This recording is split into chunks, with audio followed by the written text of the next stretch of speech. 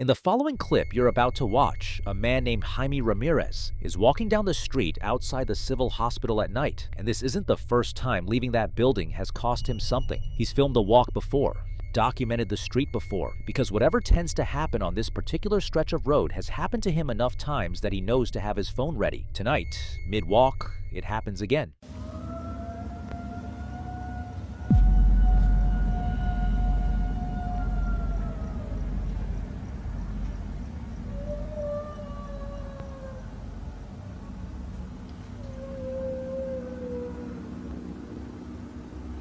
What you just heard isn't wind distortion or audio glitch.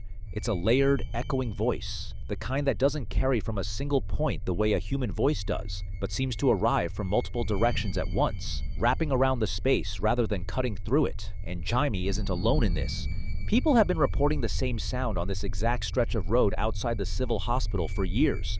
The same echoing quality, the same location, the same hour. In paranormal research, locations adjacent to hospitals carry a particular kind of weight. The sheer volume of human suffering, fear, and death that passes through those walls over decades is thought by many researchers to leave an imprint on the surrounding environment, what's known as residual haunting energy, where the emotional charge of past events replays itself in a space long after the moment has gone. But residual energy is typically passive, looping, unaware. What makes Jaime's footage harder to categorize is that the sound seems to respond to his presence specifically. It arrives as he passes, not before, not after. That points towards something interactive rather than something simply replaying. So what do you think? Is that street outside the civil hospital holding on to something that should have moved on a long time ago? Or is whatever is making that sound aware of exactly who's walking past?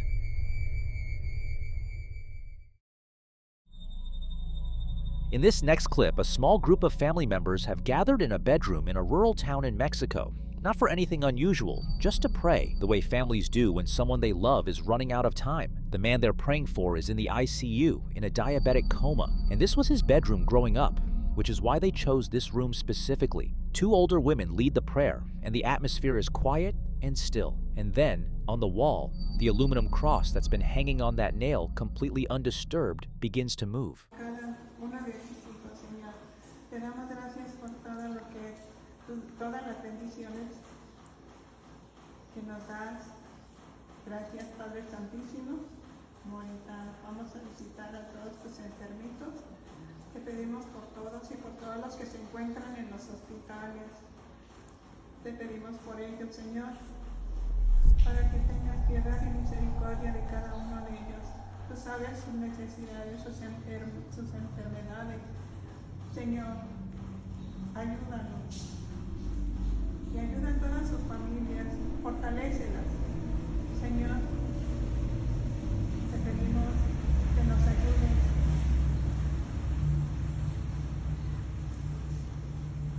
para que nosotros, por tu santa voluntad, seamos nosotros resignados. Te pedimos que nos ayudes y nos fortalezcas a todos y fortalezcas a todos los enfermitos. Te pedimos por ellos y pedimos por todas sus familias. Señor, ten piedad y misericordia de nosotros, porque hemos pecado contra ti. Muéstranos, Señor, tu misericordia y danos tu salvación. Gracias, Señor. Te ponemos. Everything else in that room is completely still. Nothing on the ceiling, nothing on the walls, no curtain shifting, no flicker of anything that would suggest air movement, just that cross, swaying with a slow, deliberate rhythm that doesn't match anything happening around it. The caption is specific about the construction of those walls. Adobe brick, nearly 2 feet thick, covered in plaster. That rules out vibration traveling through thin drywall, rules out a draft finding its way through a gap, rules out almost every structural explanation that would normally be the first port of call. In paranormal and religious tradition, a cross moving on its own during prayer, especially prayer directed towards someone who is between life and death, is interpreted as a sign of presence, a signal that whoever is being prayed for is somehow already in that room, or that something is acknowledging what's happening inside it. In Catholic folk tradition across Latin America, this kind of phenomenon during a vigil prayer is sometimes called a señal, a sign, understood as confirmation that the prayers are being heard by something beyond the walls of that room. The man they're praying for grew up sleeping under that cross. So what do you think? Is that cross moving on its own because something in that room is responding to the people inside it? Or did the man in that hospital just find a way to let his family know he could hear them? In this next clip, a security camera mounted inside a garage starts moving on its own, not drifting, not a slow tilt, but swinging with enough force that whatever is causing it has real intention behind the movement. The owner checked her exterior footage for that entire day. Nobody came in, nobody left. Not her, not her mother, not her boyfriend.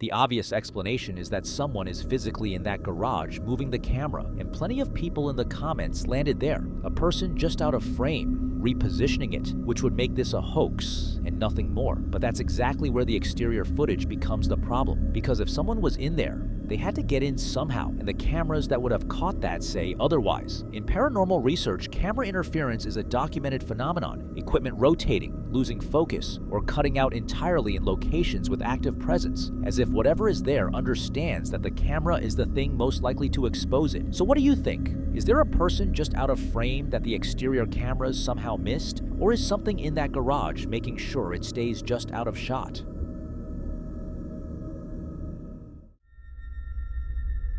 In this next clip, we're on the 4th floor of a hospital that has been closed off for years. Not in use, not maintained, just sealed and left. The kind of floor that exists in a building but isn't supposed to be part of it anymore. A security guard doing his rounds captures what happens up there when the building thinks nobody is watching. The lights begin firing on and off with a violence that doesn't suggest a faulty circuit, and then the television turns itself on. You need to come to 369 because we're experiencing a ghost. Big time. Literally.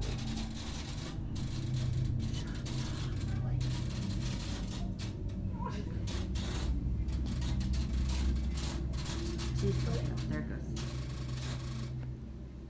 Seriously, come look at this.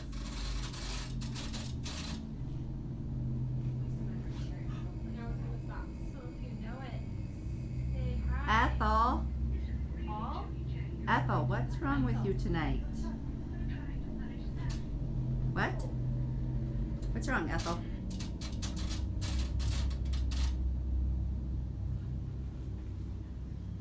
Where is the Abandoned medical floors carry a specific weight in paranormal research, for the same reason that the street outside Jamie's Civil Hospital keeps producing the same sound night after night. Decades of fear, pain, and death concentrated into a contained space, soaking into the walls and the floors and the equipment left behind. But residual energy doesn't usually turn televisions on. That requires something drawing power, something interacting with the environment in real time, which pushes this into intelligent, haunting territory, a presence that has been living on that floor since it was closed, comfortable enough in the space to treat it as its own. The security guards who work that building apparently already know. They don't say something is wrong with the wiring on the 4th floor. They say a ghost lives there. Sometimes the people closest to a location are the ones who've already stopped looking for another explanation. So what do you think? Is there something that never checked out of that hospital? Or is a sealed floor with aging electrical systems just doing what aging electrical systems do?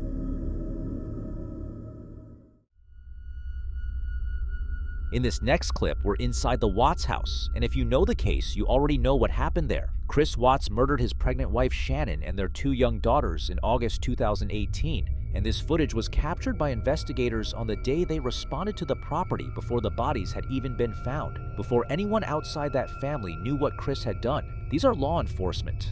They have no incentive to fabricate anything, no paranormal agenda, no audience to perform for. And what they captured in that house is the part that people can't let go of. Yes. Oh my gosh. What in the world was that? Wow. Something.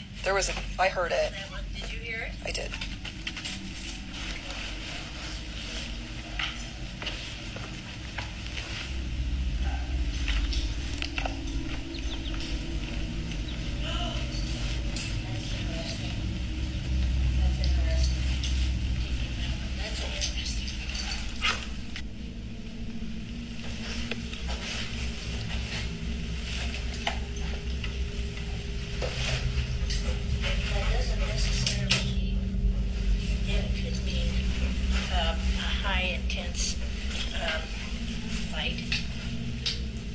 So it could mean several things because the body chemistry takes Sure. on all that. Oh yeah, absolutely. Absolutely.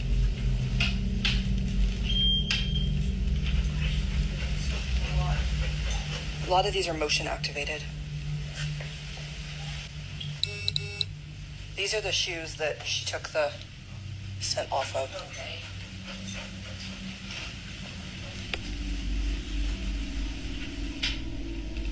That's you.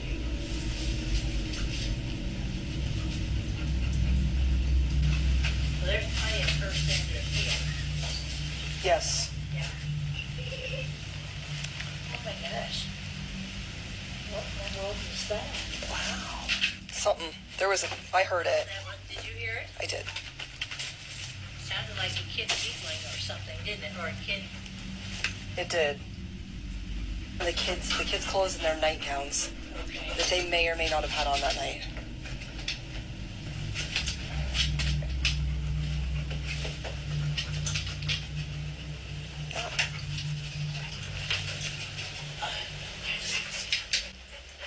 What the investigators heard and verbally acknowledged on camera, which is the detail that separates this from almost every other paranormal clip, was a child's giggling, clear and bright, coming from inside a home where 2 little girls were already dead. Not faint, not ambiguous, clear enough that trained professionals stopped and reacted to it out loud, which means it couldn't be written off as audio pareidolia, the brain finding patterns in white noise, because these weren't believers looking for something. They were investigators doing a job. And then there's the television. At one point during Chris Watts' conversation with an officer, something playing on the screen catches his eye. An image of a fetus inside an hourglass, which dissolves into dark dust. He turns back to the officer, who reminds him that Shannon was pregnant. In paranormal research, spontaneous symbolic imagery appearing on screens in locations saturated with violent death is considered one of the more direct forms of environmental communication, the space itself finding a language. 3 people died in that house who didn't know they were going to. So what do you think? Were Shannon and her daughter still inside those walls on the day the investigators walked in? Or is there another explanation for a child's laughter filling a house where no children were left alive?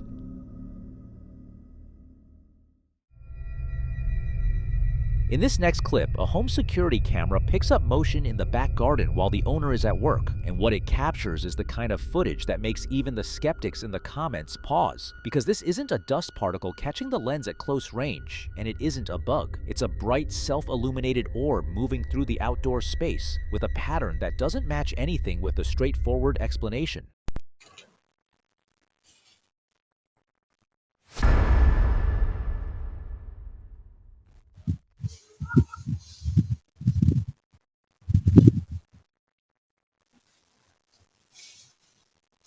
The owner already did the work of eliminating the obvious answers before anyone could raise them. No lanterns found in any of the surrounding gardens.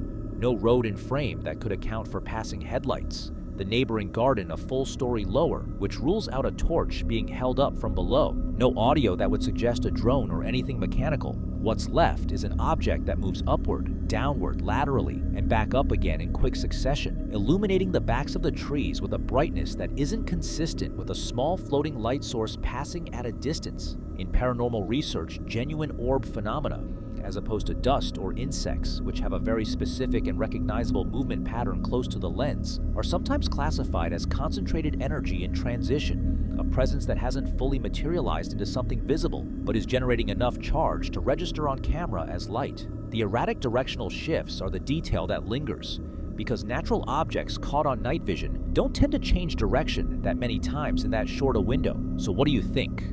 Is there a prosaic explanation here that the owner hasn't been able to land on yet? Or did that security camera catch something moving through that garden that doesn't belong to any category he's going to find on a Lantern website?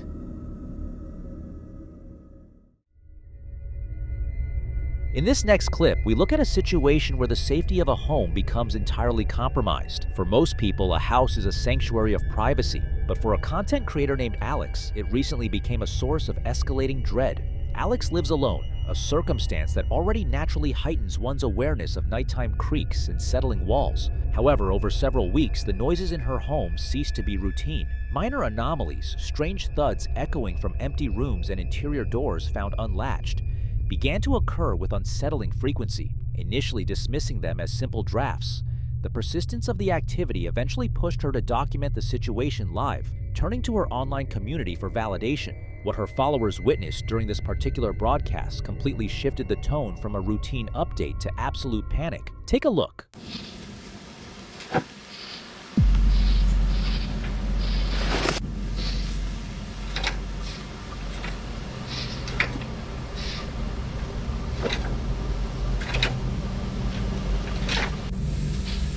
What the fuck?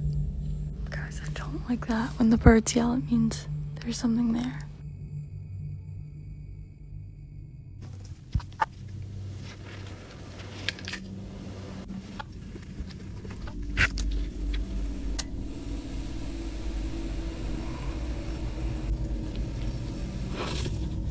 I'm scared. What was that? Maybe it's just the Dussies. Okay, the door's locked at least.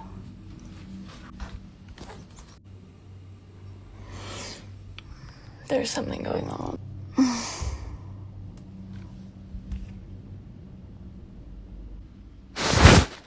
The tension in the footage is palpable, driven largely by the raw, unscripted reaction of Alex herself.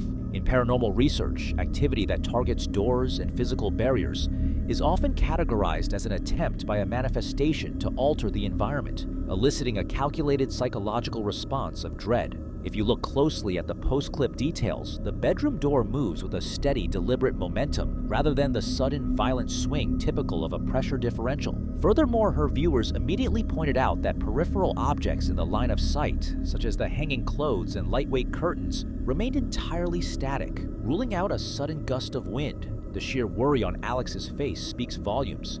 It is the unmistakable expression of someone realizing they are no longer alone. Is this a series of bizarre structural anomalies, or has something more calculated taken notice of her? I'll let you come up with your own conclusions.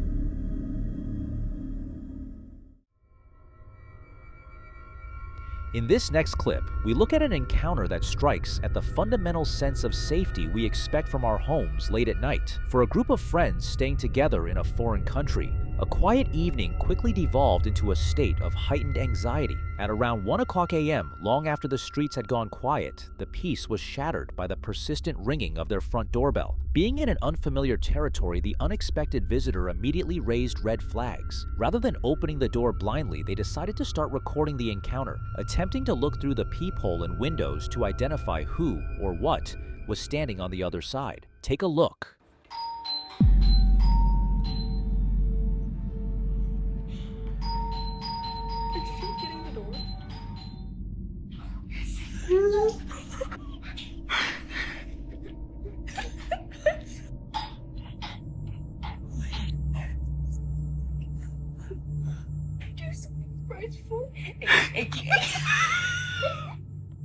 We should not.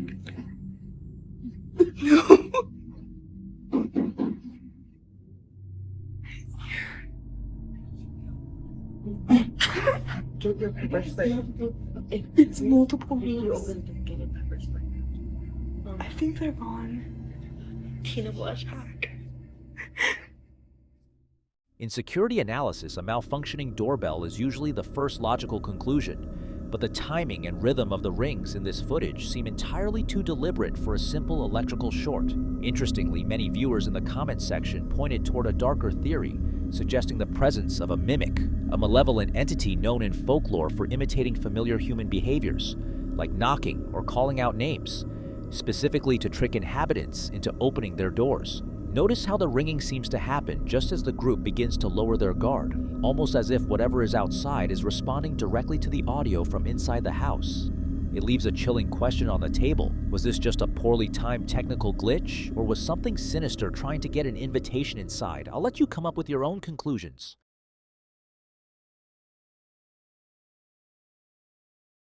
In this next clip, a Ring camera inside a family home has been picking up sounds that have no business being there, and the context behind the house makes those sounds considerably harder to dismiss. The property once belonged to an old man who died in a nursing home, and the question the family keeps coming back to is whether whatever is moving through that space is him, and whether he left on good terms.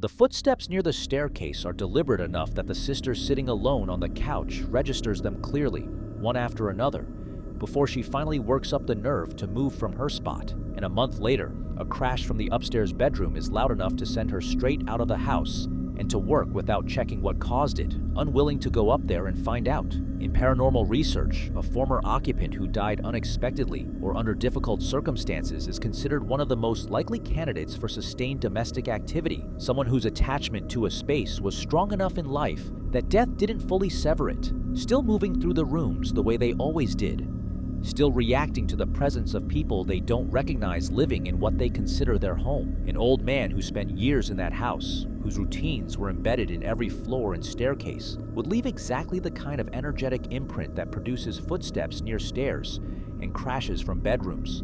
Or something more intelligent and aware of the family now living there is the question that changes everything. So what do you think? Is the previous owner still making his rounds? And if so, is he at peace with who moved in after him?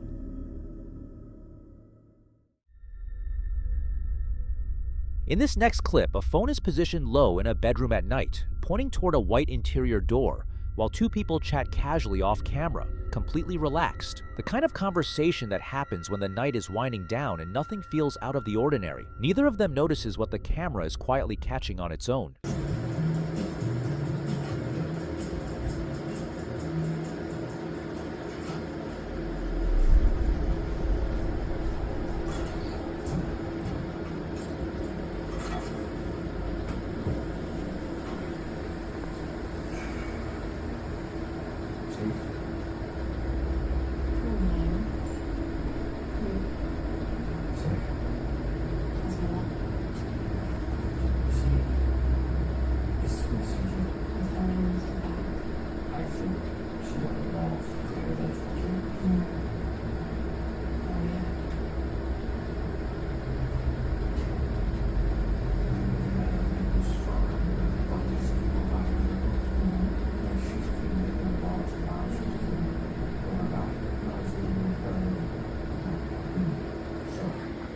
A door that moves with that kind of slow, controlled deliberateness, not slamming, not drifting, but opening and closing as if someone is on the other side making a considered decision about it, sits in a very specific category in paranormal research. Doors represent thresholds, boundaries between spaces, and an entity that returns to the same door repeatedly at night while people are present and unaware, is demonstrating a level of both comfort and intention that points towards something intelligent rather than residual. It knows the layout, it knows when people are there, and it keeps coming back to the same door, which in paranormal theory suggests either a territorial presence marking the boundary of a space it considers its own, or something that simply hasn't decided yet whether it wants to come through.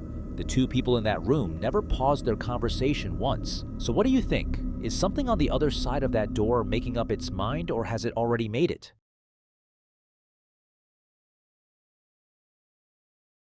This next video was recorded inside a dark hospital room late at night, where a mother is keeping watch over her young son as he sleeps. He's hooked up to monitors, tucked under blankets, and the room is quiet, the kind of quiet that settles in when a child is unwell and the rest of the world feels very far away. Underneath the hospital bed, there's a motion-activated LED strip that should only respond to movement, and that's what makes what she's about to share so difficult to dismiss. Watch. So as I'm laying here, watching, I'm in my son's hospital room with him. He's over there sleeping.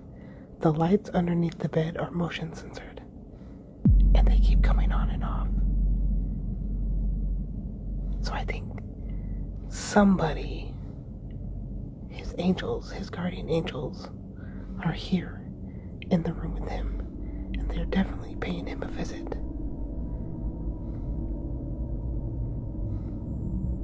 It tripped me out at first. But then I'm like, it's pretty peaceful in here. But what the heck? Just watch. There's no movement in here, but his light keeps coming on and off. What the heck? Hello?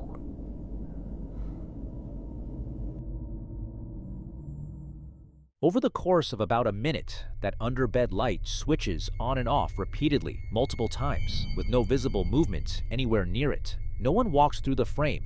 Nothing shifts. The mother whispers through the whole thing, convinced she knows exactly what's causing it. She believes her son's guardian angels have come to check on him. If you focus on how consistently the light cycles, there's no obvious mechanical explanation. Some viewers point to a faulty sensor, and that's entirely possible. Others think that in a place where life feels this fragile, maybe some things don't need a conventional explanation. So what do you think that was?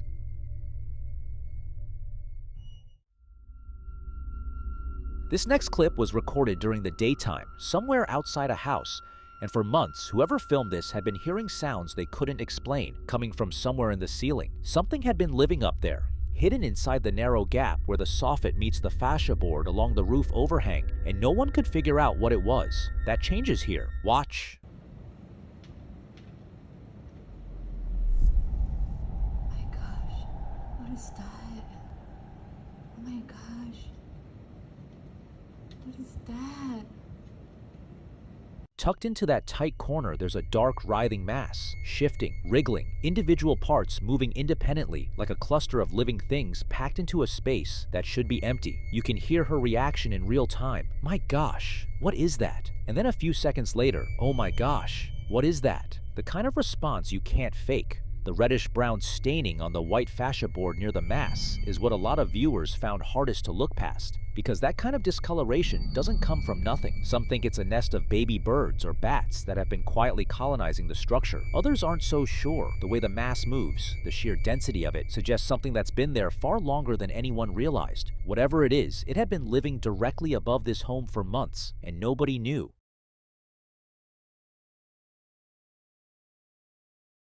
Now in this next video, a man staying alone at an Airbnb wakes up in the early hours of the morning to something he can't immediately explain. A sound coming from inside the bathroom, soft and low, like someone singing, even though he's certain no one else is there. It's 3 in the morning. The apartment is dark, and whatever he's hearing is coming from behind a closed bathroom door. He grabs his phone and starts recording as he moves slowly down the hallway toward the sound. Listen closely.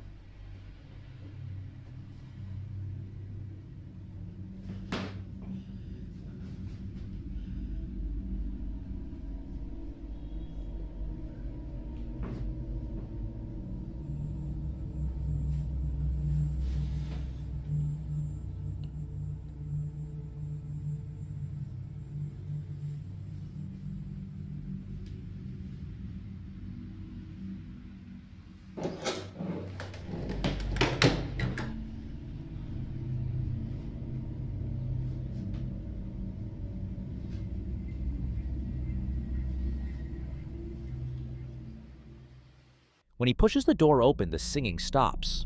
Not gradually, not fading out, but the instant the latch turns, silence. The bathroom is completely empty. No one in the shower. No one behind the door. What makes this harder to dismiss is the timing of it. The voice cuts out at the exact moment of contact with the handle, as if whatever was producing it knew he was coming. Some viewers think it's residual energy, the idea that sound can somehow be absorbed into a space and replayed without any conscious source behind it. Others lean into something more active, something that heard him approach and chose to stop. He closes the door and stands in the hallway, and if you watch his body language, it's clear he's not entirely sure he wants to know what's in there. But it doesn't end that morning. The following clip comes from the same Airbnb, though this time it's closer to 5 in the morning. And now there's knocking, 3 hard knocks from the other side of the front door, rhythmic and deliberate, with no one visible through the peephole. Take a look. Il est 5 heures. Il est 5 heures. Il est 5 heures. 5 heures. 5 heures. 5 heures. 5 heures. 5 heures, voilà. Ça continue. Ça continue.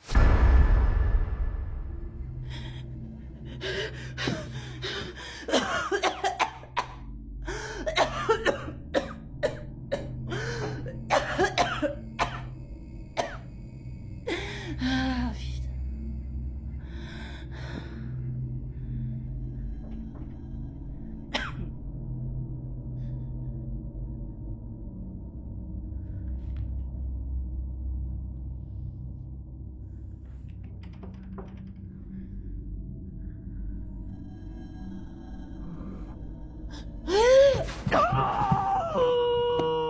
What appears through the peephole isn't a person. It's a red, non-human eye with a vertical slit pupil staring directly back. Then the coughing starts, wet and violent, the kind that sounds like a physical reaction to something in the air.